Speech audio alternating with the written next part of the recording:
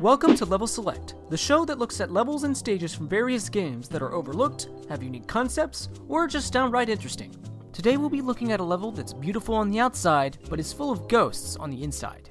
This is the ever-beautiful Sirena Beach, home to Hotel Delfino. When arriving at this level, one of the first things you'll notice is Sirena Beach's beautiful view of the sunset with Pina Park in the distance. But don't look at it for too long because the area needs your help. The story behind Sirena Beach and Hotel Delfino starts like this.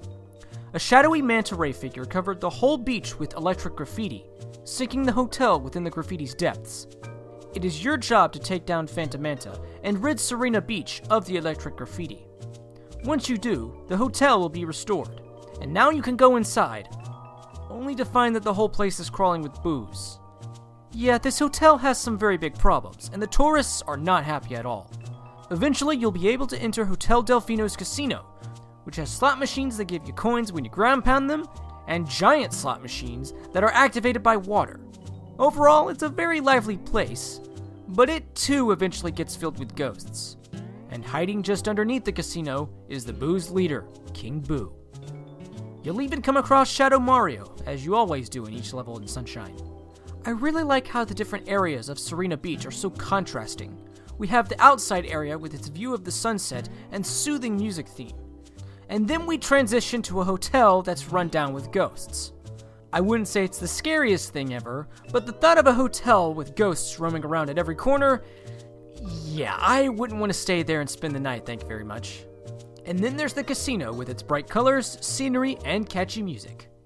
As for the actual missions of Sirena Beach, yeah. Sirena Beach is home to some of the most frustrating missions in the game. Now, not all of them are ridiculously hard, but the ones that are can be very time-consuming due to what you have to do. The Phantom Manta boss was very hard for me when I was young. Nowadays, it's actually a pretty fun boss to fight, especially when all the baby manta rays try to hunt you down. And then you water squirt spin until each one is dead. The third episode where you need Yoshi can be very time-consuming if you don't know where to go. The first casino mission is cool, but the panel spinning physics in this game are really bad, and you'll only complete the image when the game decides to give it to you. Trust me when I say the secret level that comes after is easier than this. The boss fight with King Boo is actually a lot of fun too. Once you learn that you need to hit him with a chili pepper first, and then hit him with a piece of fruit, it's actually not that bad of a boss. The mission afterwards is another story. You're supposed to clean up Sirena Beach within a time limit, but even when you clean up most of the beach, the timer may still go out and you'll lose a life. The last mission of Sirena Beach has you collecting red coins on a timer, just like the Yoshi level. Unless you know where the coins are, you'll be wasting precious time trying to find them all. But the one thing that I'm sure a lot of people find the most interesting about Sirena Beach is its Easter eggs and references. Let's start with the outside area. As many of you may know from other YouTube videos, the Phantom Manta boss is a reference to Stephen King's The Shining, where the character Dick Halloran sees a, quote, ghostly manta shape floating away over the hotel. Halloran goes on to say that the manta figure split into smaller pieces and each piece then disappears. How fitting, since the same thing happens in this mission of Sirena Beach. If you go on top of the Hotel Delfino sign on the hotel and look down, you'll notice that the layout of the outside grounds looks like a GameCube controller. The Hotel Delfino sign on the hotel also holds some interesting trivia, but we'll look at that in a bit. Going inside the hotel, if you jump into the ceiling vents on the top floor, you'll find a Pianta scrubbing the floor. If you talk to him, he'll say, "All these ghosts are causing trouble. They're everywhere. Why can't someone come along and suck them up with a vacuum?" This, of course, is a reference to Luigi's Mansion. Speaking of Luigi's Mansion, it's speculated that Super Mario Sunshine is a prequel to Luigi's Mansion. In that game, King Boo kidnaps Mario.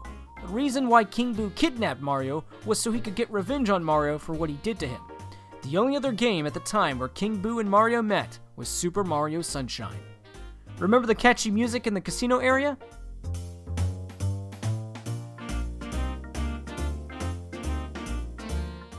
This music was reused and remixed for the Luigi Poker-style minigames for Super Mario 64 DS and the original New Super Mario Bros.